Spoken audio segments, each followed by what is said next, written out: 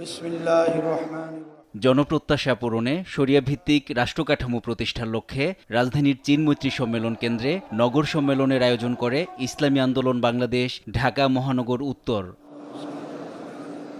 রাষ্ট্র শরিয়া ভিত্তিতে পরিচালিত না হওয়া পর্যন্ত শান্তি ফিরবে না জানিয়ে বক্তারা বলেন, সরকার জুলাই সনদ বাস্তবায়ন নিয়ে ছিনিমিনি করছে। সরকারের 6 মাস গেলেও রাজনীতি অর্থনীতিতে কোনো পরিবর্তন আসেনি বলেও দাবি করেন তারা।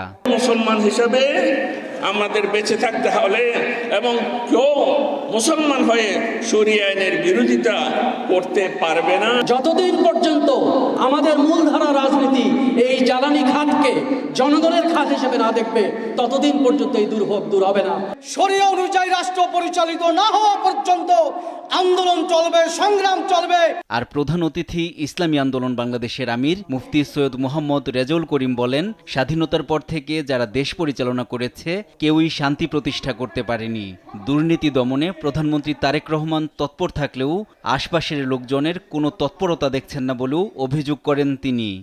বিএনপি, আওয়ামী লীগ, জাতীয় পার্টি সহ অন্যান্য যারা দেশ পরিচালনা করেছে তারা যে নীতি আদর্শ নিয়ে দেশ পরিচালনা করেছিল, এই নীতি আদর্শের মাধ্যমে এদেশে আমরা শান্তি পাই নাই।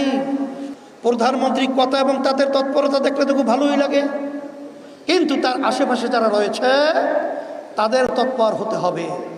নালে গণ অভ্যুত্থান 2024 হাজার হাজার তাজা তাজা প্রাণগুলো রাস্তায় যে ছড়িয়েছিল সেটা সম্পূর্ণ ব্যর্থ হবে, আর ব্যর্থ হতে আমরা যেতে পারি না।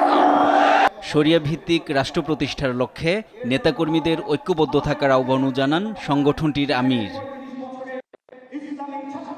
NI নাহিদ, দেশ টিভি, ঢাকা।